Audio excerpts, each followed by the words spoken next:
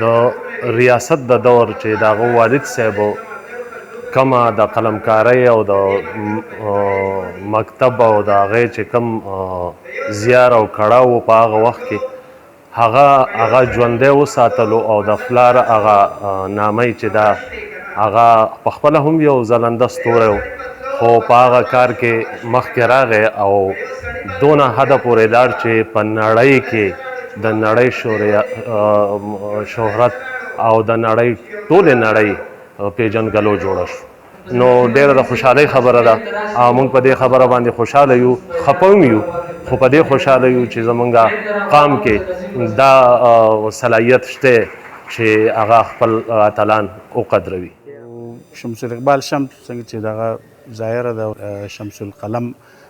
خطاب هم ملګرو ورکړی دی نو شمس صاحب د سوات د یو ډېر لوی او مشر ادیب سوات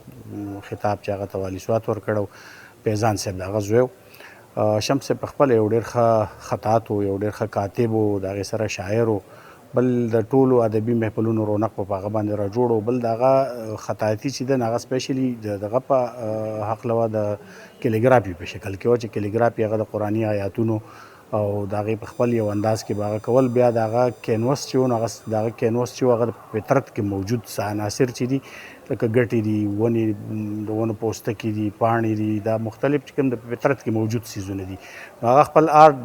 دغه د کینوس نه دی ممتاز کړی دغه یو کار یې کړی چې هغه په فطرت کې څه څیزونه مونتي دي او په هغې کې ورته هنري انداز ښکارېدو په هغې باندې د هغه خپل هنر انعکاس کړی دی په هغې کې دغه سره د آرټ سره د هغې سره د مینې هغه اظهار کړی